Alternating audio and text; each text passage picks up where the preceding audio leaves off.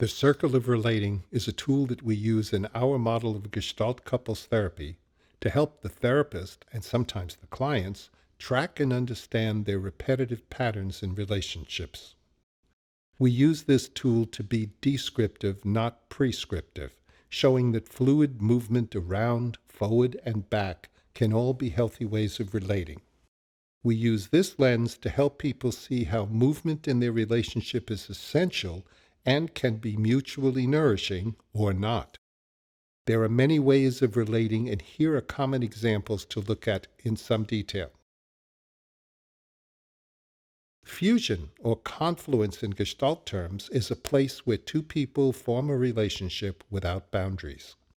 Here we see two circles forming a single shape with overlapping centers. While fusion or confluence can be a wonderful place to visit, becoming stuck there, as many people do, leads us to say, two become one, and then there are none. Next, let's look at the position we refer to as isolation. Isolation is set on the outside of the circle since it only occurs in extreme conditions. A person thickens their wall so that nothing from the outside is let in and nothing from the inside goes out. This can be a very healthy response in a very toxic environment. More typically, we see people in withdrawal. In withdrawal, a person retreats inside but is then able to go back outside to meet their partner.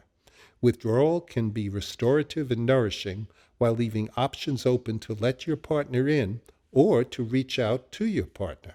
Here we see this as a circle with lines entering and exiting. This brings us to the next engagement, which we refer to as contact. To be in contact, there are three things a person must do. First, they must express what is happening for them in the moment, their immediate experience, whatever that is, thoughts, feelings, or sensations.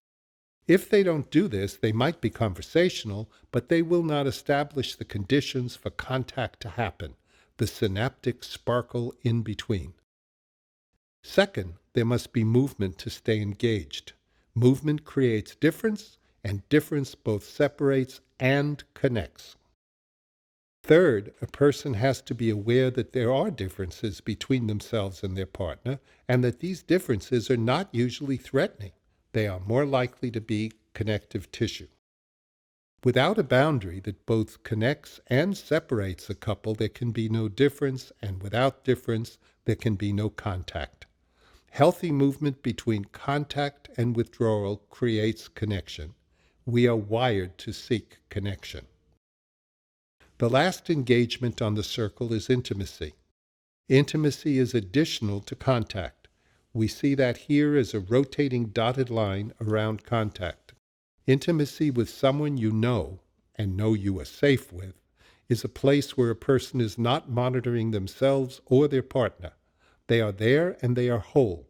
They are not split, observing or trying to control the outcome. Now, no place on the circle is bad, but instead getting stuck anywhere or jumping too quickly without support is what can cause problems. Remember that these positions are all healthy places to be as long as they fit with the current situation and are done with awareness. We are all dealing with the basic human dilemma, how to be connected to an other and maintain a self.